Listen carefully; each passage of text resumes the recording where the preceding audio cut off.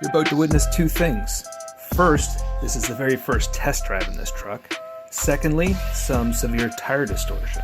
The truck's been sitting on a shelf for almost 8 years, and these foams can only take so much. If you're not aware, RC tires have foam inside instead of air, and that's what kind of simulates inflation. I started laughing when I was driving this because it kind of looks like something a Shriner would drive in a parade.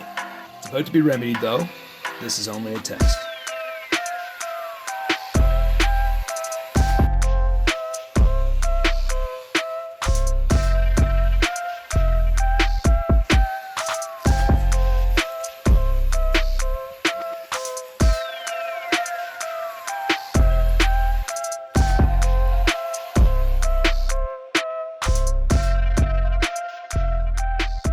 As you can see from the opening portion of the video, this thing is now drivable.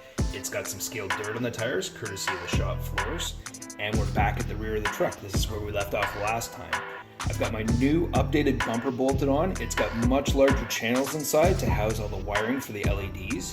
And you can see I've got the LEDs on. I've got my marker lights, my brake lights, and there's bulbs in there for reverse lights as well. Now, I mentioned last time I'd be building my own lenses, and this is one of the samples. This is one of my test victims. This is a trick that Headquake uses, and it's polycarbonate trimmed to size. It's a pressure fit, and then you scribe it with a hobby knife inside, and that gives you all those nice little lines and indents.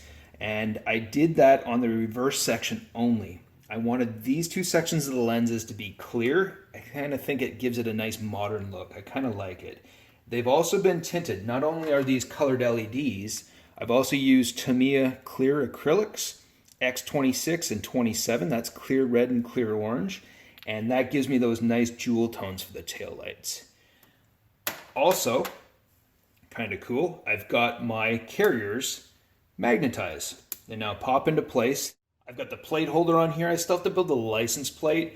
Add a few scale details, a couple paint touch-ups, but it's pretty close to being wrapped up in the back. While there may not seem to be a lot of visual changes to the midsection of the truck, I did want to mention one thing while I'm here. If you remember in early videos, my original intent was to take all the electronics, hide it within the chassis, and have no indication of this being radio controlled. Well, I did not too bad up front and in the back. In the midsection, I had to make a few tough decisions, primarily for ease of use. So my time's far better spent in places that'll be noticed, like the engine compartment up here. Now, I've suffered yet another mechanical injury this month, so bench time hasn't been an option, not even a little bit. I did luck out, however. In months previous, I'd been blasting away at 3D designs, printing them, stockpiling them, even batch painting them. So they've been kind of laying in wait until I could get to the engine compartment. So this kind of came together really easy. It was kind of fun. It was like doing a model kit. I'll show you some of the details. So to start off, my battery is in its final resting place. If you remember, it hides the on and off switch for our onboard ESC. So that's kind of cool. You flip the hood open, access this area to activate the physical battery. Thought it was kind of cool anyways. It's got some scale hardware on it, a little bit of styrene, some small gauge wire to help make it look a bit more realistic. The ARB-ish onboard air compressor is made from some old parts laying around. The base is actually a heatsink from a motherboard. I've got some old Tamiya plastic here, a couple of aluminum bits, some thicker gauge electrical wire, and up top sits a core from a valve stem. The air box is made from styrene and polycarbonate. The polycarbonate portion is just for the access panel if you ever need to change the filter. One of the trickier pieces this round is the air intake tube, and that's because of the complex curves in it. I'm not great at those, so I handled this the same way that I did the exhaust and the exhaust manifolds. So I printed out a series of bends and tubes. These are about 10 millimeters, and once I was able to find the right shape, I glued them, prepped them, and primed them, and now it's ready for paint. A bunch of stuff actually underneath here still needs paint on it. I like to dry fit things, make sure it works before I do the final paint job on it. The transmission cooler has been trimmed down slightly on the edges just to give me some more room for the light buckets once the body slides in, and I built a rad cap finally out of some aluminum and some styrene. Over here we've got a brand new alternator, power steering pump, plus the plate that houses all the pulleys and accessories for the serpentine belt system. I've also found a home for all those brass pulleys I've been hoarding all those years.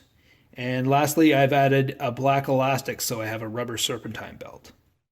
Of course, this runs down and powers the power steering pump and runs a good portion of our hydro boost system for our brakes. This little guy is comprised of about 8 different components that both bolt and glue together and is my best crack at a Wilwood hydro boost system at about 9th scale that doesn't work at all. What can I say? It's plumb though. It has brake lines, and that's just this aluminum line that I use underneath the truck for the chassis. It's all been straightened and then bent into shape. All attaches here at the master cylinder. You can see I've added some hex stock here to make these look like fittings. I've got some brass fittings here that all the rubber lines hook up to. All of this runs into our hydro boost system, which runs off the power steering. This reservoir actually started out life as a 1/8 scale shock bypass valve. Now, I salvaged a bunch of parts from this. Not only did it give me this half, it also gave me these brass fittings, the rubber lines that go with them, and enough tube to actually do both lengths. But when I sawed this in half and did the ultimate magic trick, inside was this nice little piece of aluminum back here. So it just goes to prove if you save crap long enough, eventually it'll find a home. Not sure if you can see it, but tucked down here into the fender well is an aluminum heat sink. That's going to be the base for our fake onboard computer. I have a washer fluid reservoir and a catch can. Both of those have to be plumbed and detailed. Plug wires are on both sides, but the coil packs aren't wired into the harness yet, nor is the alternator. And I'll take care of all those little details once I do the final paint and detailing underneath the hood. Right now I'm excited to get the body slid on and show you what's new with the front clip. As you can see, when I slide the body down into place, it's a really tight fit, and it's taken ages to actually figure out how to make this slide together without things scratching, to make sure they still match up, to make sure all the electronics fit inside underneath the seats, and so on. So it's taken quite a bit of time to do this, but you can see that it's starting to look like an engine bay now. So as I drop this hood down into place, you'll notice there's a few mini magnets recessed into the corners. They're received by these little 2.5 mil bolts. Not only do these help keep the panel gaps true, but they work as the only working hood latch in the truck. Pretty confident that if you watch this series on the regular, you'll notice a boatload of things have been added that I haven't covered today. In the next video, I'll cover the things we missed and hopefully have a bunch more things to show you as I bring this project to a close. For now, stay cool, stay creative. Thanks for watching.